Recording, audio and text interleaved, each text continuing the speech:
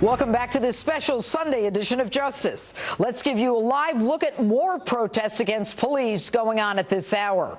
This is in Memphis, where hundreds of protesters are in the streets stopping traffic and causing disturbances.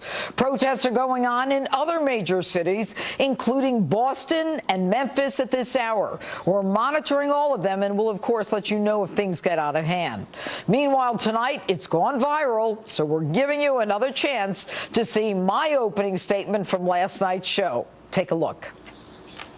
Americans got over the racial divide when we elected a black president, not only once, but twice.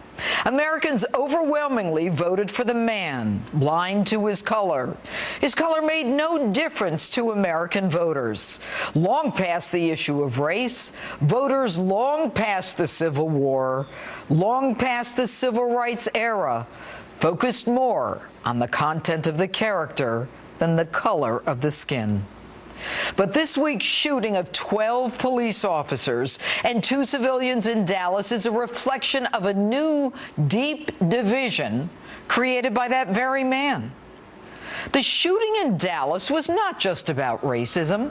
Make no mistake, that dirtbag shooter, who will remain nameless in this open, was a racist.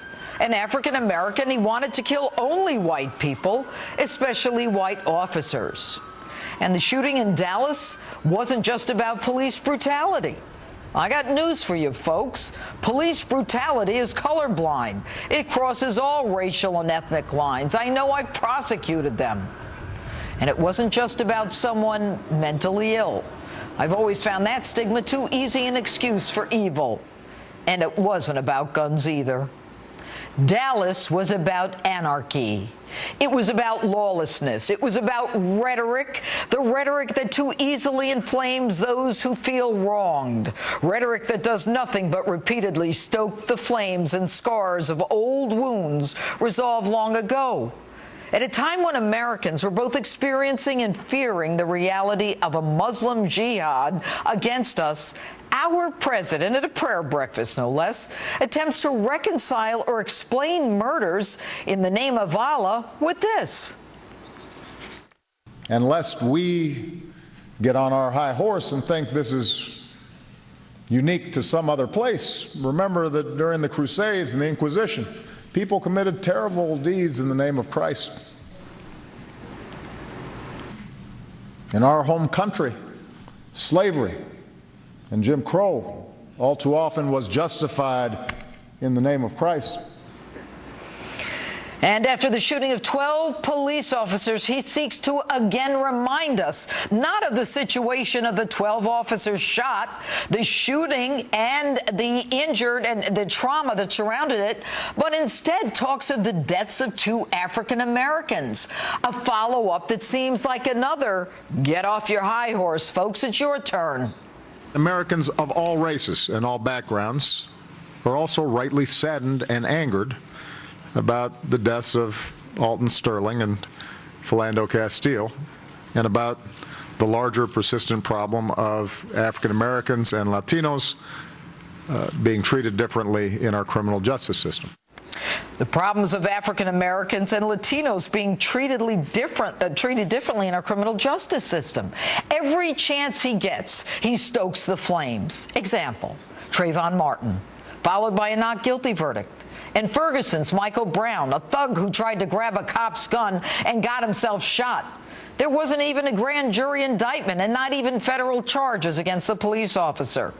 But Ferguson was about anarchy, and anyone with a functioning brain would have to assume that for Michael Brown to grab a cop's gun suggests it wasn't his first encounter with the law. Who told Brown that he and not the law should be in control? Yet the Department of Justice and the Attorney General and high-end government officials all rushed to Ferguson, to his funeral as well. And Baltimore, another training ground for anarchists, a perceived wrong.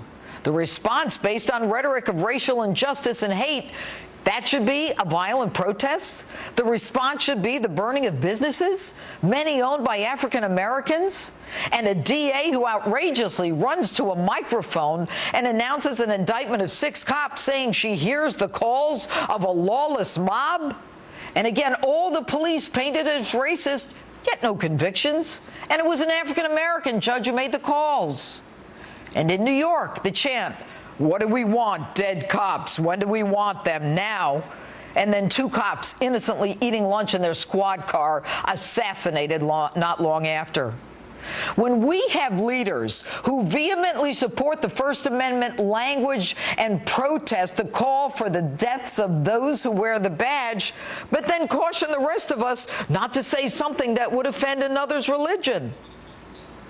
And if, in fact, we defend the legal right of a person to insult another's religion, we're equally obligated to use our free speech to condemn such insults and stand shoulder to shoulder with religious communities,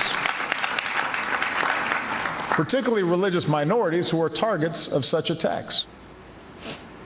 And our president, upon hearing of the assassination of 5 police officers, all white, and the shooting of another 7 officers, wants to talk about a white kid walking into a black church shooting. Why, Mr. President, are you even bringing this up? It's the same thing you did at the prayer breakfast. After an American has his head cut off, you want to talk about the Crusades. It's as if it's your turn. Mr. President, you have done nothing but tell us we deserve it. You have done nothing but look back in the rearview mirror. But when I look at Dallas, all I saw were whites and blacks running away from anarchy. All I saw were whites and blacks picking each other up. That's the America I see, and no one is going to change my mind. And no one, not even you, Mr. President, is going to do that. Remember, you can watch my opening statements anytime by friending me on Facebook and following me on Twitter. Colonel Alan West is here next with his take on the shootings and what's behind all this hatred against police.